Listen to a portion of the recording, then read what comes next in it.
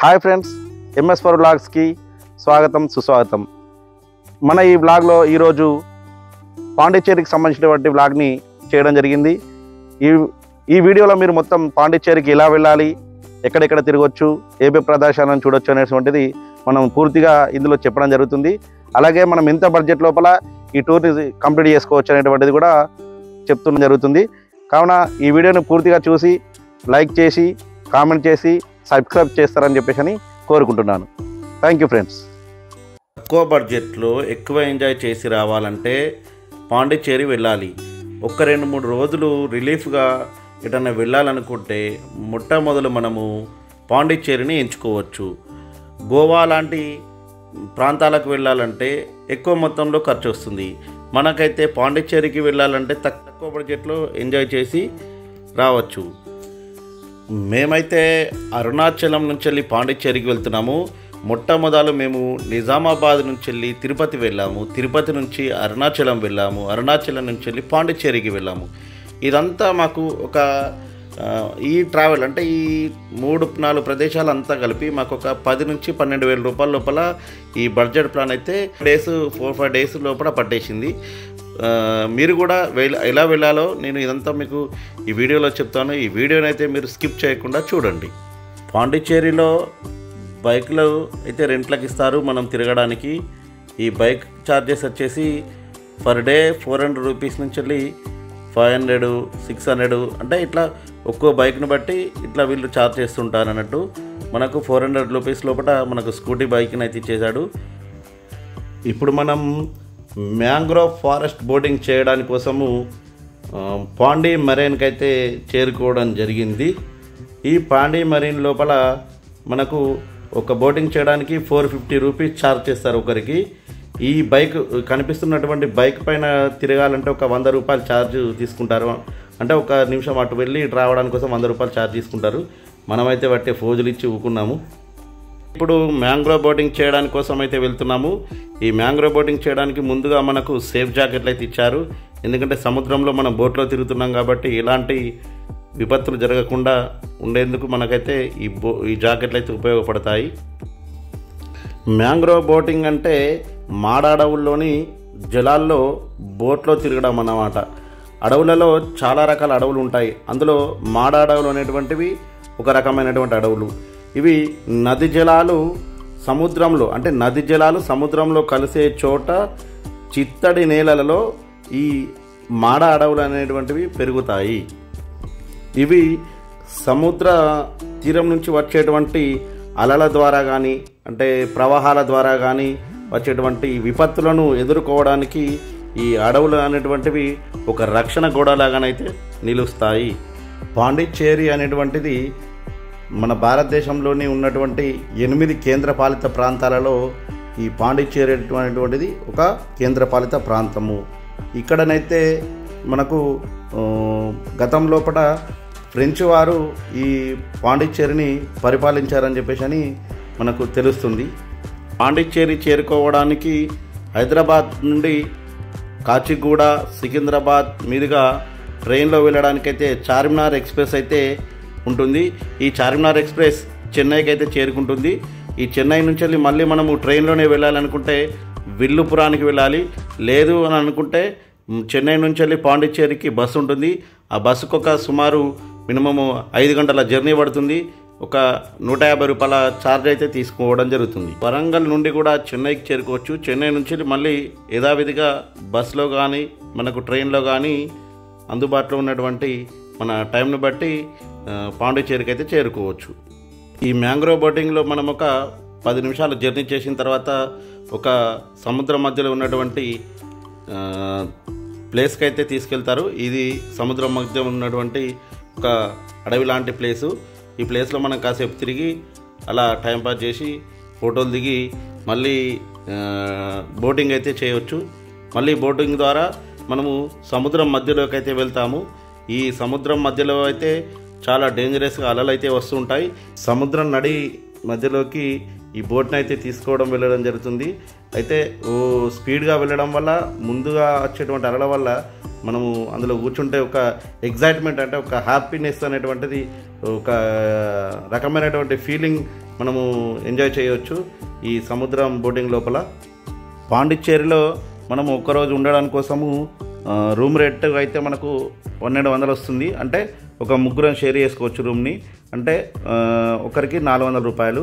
అలాగే మనం ఒక బైక్ తీసుకొని జర్నీ చేస్తాం కాబట్టి ఒక బైక్కి 400 రూపీస్, అంటే దానికి ఒకరికి 200 రూపీస్ పడుతుంది.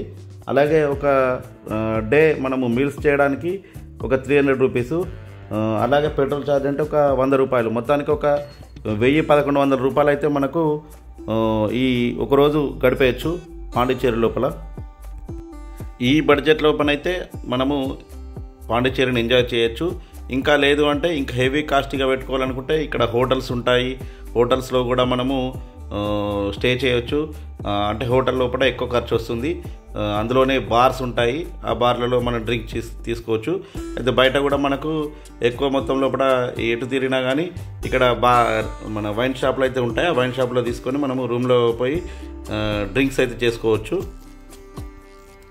ఇక్కడ మన తెలంగాణ ఆంధ్రాతో పోలిస్తే వైన్స్లో అంటే వైన్ బిల్ అయితే చాలా తక్కువగా ఉంటుంది ఓవరాల్గా. గోవాలో ఏ తరహాలోనైతే ధరలు ఉంటాయో అదే తరహాలో ఇక్కడ వైన్ ఛార్జీలు అయితే ఉంటాయి. తక్కువ ధరలకే మందు దొరుకుతుంది కదా అని చెప్పేసి అని మనం మందుని తీసుకొచ్చుకోవచ్చు అని అనుకుంటే తప్పే. ఇది ఎందుకంటే ఇక్కడ పోలీసులు చాలా స్ట్రిక్ట్గా ఉంటారు, చాలా రూల్స్ పాటిస్తూ ఉంటారు. మనమైతే మందుని తీసుకురారాదు.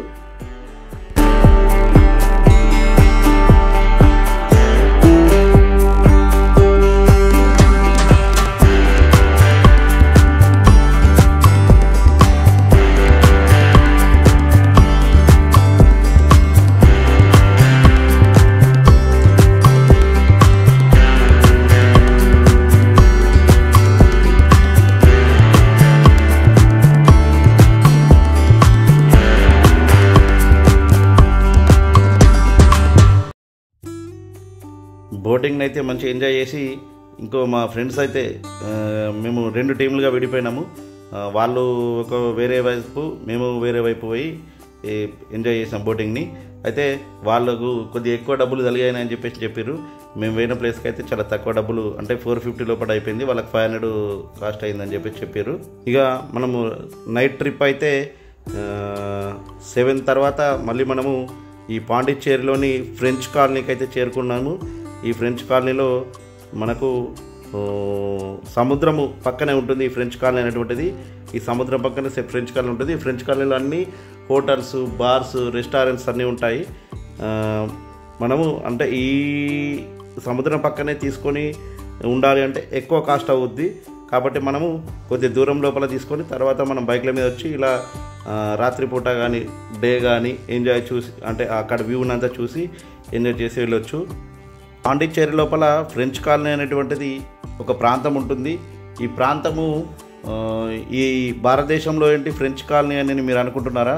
అవును, ఈ ఫ్రెంచ్ కాలనీ అనేటువంటిది ఫ్రాన్స్ వాళ్ళు పరిపాలించారు. అంటే ఈ పాండిచ్చేరిని గతంలో ఫ్రాన్స్ వాళ్ళు పరిపాలించారు కాబట్టి ఫ్రెంచ్ కాలనీ అని పేరు వచ్చింది. అయితే ప్రజెంట్ అక్కడ ఉన్నటువంటి బిల్డింగ్లన్నీ ఫ్రాన్స్ దేశంలో ఉన్నటువంటి కట్టడాల మాదిరిగానే ఇప్పటికీ మనకు కనిపిస్తూ ఉంటాయి. చూడొచ్చు, ఇక్కడ మనము చూస్తున్నటువంటి బిల్డింగ్లన్నీ ఫ్రాన్స్ దేశంలో ఏ విధంగానైతే కట్టారో అదే విధంగా ఇక్కడ మనకు వీళ్ళు నిర్మించుకున్నారు. అదే స్టైల్ లోపల రంగురంగుల బిల్డింగ్లు అయితే విద్యుత్ లైట్లతో దగదగ మెరిసిపోతూ ఉంటాయి ఈ ఫ్రెంచ్ కాలనీ అనేటువంటిది. ఈ పాండిచ్చేరికి మన దేశం నుంచే కాదు, వేరే ఇతర దేశాల నుంచి కూడా పెద్ద ఎత్తున పర్యాటకులు అయితే వస్తుంటారు. ఈ పర్యాటకులలో ముఖ్యంగా ఫ్రాన్స్ నుంచి అయితే ఎక్కువగా వస్తుంటారు.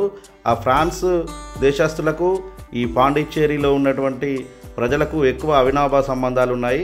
అప్పటి నుంచి ఇప్పటికీ అక్కడికి అంటే వాళ్ళ రాకపోకలు అనేటువంటి కొనసాగిస్తున్నారు. వాళ్ళ బిజినెస్లు అనేటువంటివి అట్లనే స్టేగా కంటిన్యూ చేస్తున్నారు. వారి కోసమైతే ఇక్కడ ప్రత్యేకంగా హోటళ్ళు, పెద్ద పెద్ద రెస్టారెంట్లు అయితే ఇక్కడ నడుస్తూ ఉంటాయి. ఇక్కడ విదేశాల నుంచి వచ్చినటువంటి వారి కోసం అయితే ప్రత్యేకంగా షాపింగ్ మాల్స్ అయితే ఉంటాయి. చేతులతో అల్లినటువంటి హ్యాండ్ క్రాఫ్ట్స్ అయితే వీళ్ళు అమ్మకానికి ఉంచుతారు. ఇక్కడ నుంచి వెళ్ళి వాళ్ళు ఈ వస్తువులను అయితే కొనుగోలు చేసి తీసుకెళ్తారు. మనం కూడా తీసుకెళ్ళచ్చు. అంటే మన ఆంధ్ర తెలంగాణ ఉన్నటువంటి రేట్లతో కొద్దిగా ఎక్కువే, కానీ తీసుకోవచ్చు. ఇవి అంటే సహజ సిద్ధంగా దొరుకుతాయి కాబట్టి, వీళ్ళు చేతులతో తయారు చేసినాయి కాబట్టి తీసుకోవచ్చు.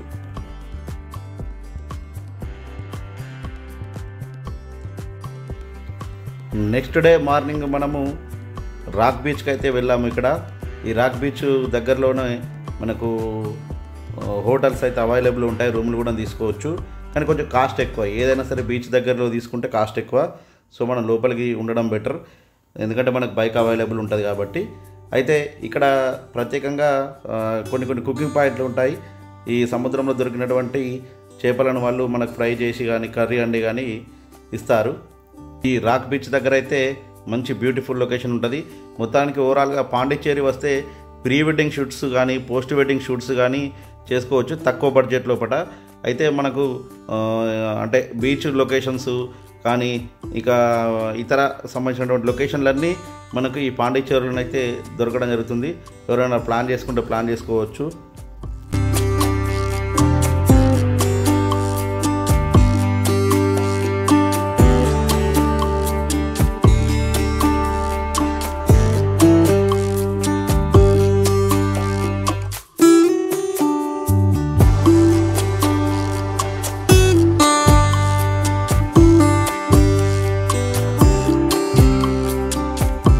పాండిచ్చేరి లోపల ఈ బీచ్లోనైతే సర్ఫ్ డ్రైవ్ అనేటువంటిది నేర్పుతారు. సర్ఫ్ డ్రైవ్ అంటే సముద్రము అలల పైన మనము ఆటాడడం అన్నట్టు. సముద్రము అలలు వస్తూ ఉంటే మనము ఒక వస్తువుతోటి దానిపైన మనం పడుకొని ఇటు ప్రయాణించడము అనేటువంటిది ఇది వీరు ప్రత్యేకంగా ఇక్కడ నేర్పడం జరుగుతుంది. నాకు తెలిసి ఏ ప్లేస్లో కూడా సర్ఫ్ డ్రైవ్ అనేటువంటిది ఉండదు, ఈ పాండిచ్చేరిలోనే ఉన్నది ప్రత్యేకంగా. చూడొచ్చు అతను ఏ విధంగానైతే అలలపైన తేలియాడుతూ ఎంజాయ్ చేస్తున్నాడో మనమైతే ఈ వీడియోలోనైతే చూడొచ్చు.